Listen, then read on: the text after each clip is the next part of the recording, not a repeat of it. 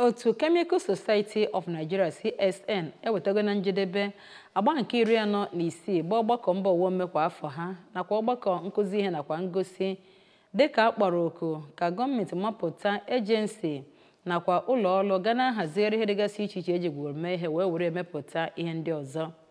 Ya bụ mmemme otu izuụka bụ nke were ọnọdụ n'Awka bụ isi obodo Anambra steeti bụ nke nwere ụzọ ọgbakọ 6. Oge ọgbakọ nke nka ịnabata ndị otu ọfụ inye award nakwa dinner night nakwa iguzobe ndị isi ọfụ nke otu ahụ. Onye na-akọrọ anyị ihe gbasara mmụta bụ Queen Anịgbaọgụ gara ya bụ mmemme maka akụkọ ka o si wee gaa.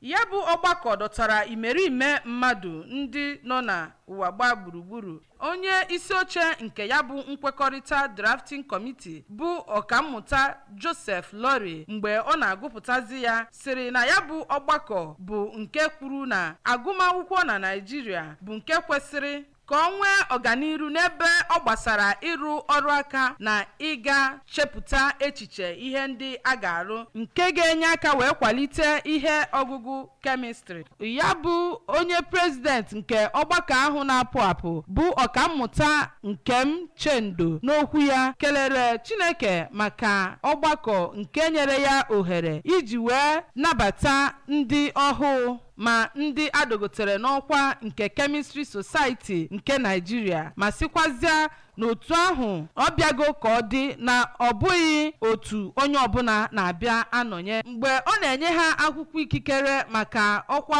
ọfụ ahụ ka onye isi oche Electoral Committee Dr. Friday Okey kọwara na ya bụ mpempe akwụkwọ enyere ha nwere nkwado iwu nke ga-edu ha wee gaa n'obodo iji wee lụọ ọrụ ma sikwazịa na site oge ahụ enyere ha ya bụ akwụkwọ wee rue mgbe ọkwa ha ga-agụ na ha ga na-arụ ọrụ dịka ndị isi. Mgbe a na-enye akwụkwọ ịkwanye ugwu ka onye isi oche nke nkwanye ugwu ahụ bụ ọkammụta Alfred One sịrị na omenala ndị CSN bụ ka amara na enwere ndị nwere ikike na ndị ọ kwesịrị ka ọnọdụ na ya bụ otu na obodo. Tu onye akwanyere ugwu bụ Dr. Soni Nwachukwu onye nke bụkwa otu onye na ndị chịkọbara ya bụ ihe lụtụrụ aka na ndị chịkọbara ya bụ emume rụrụ ọrụ ka esi wee kwesị ma bụrụkwa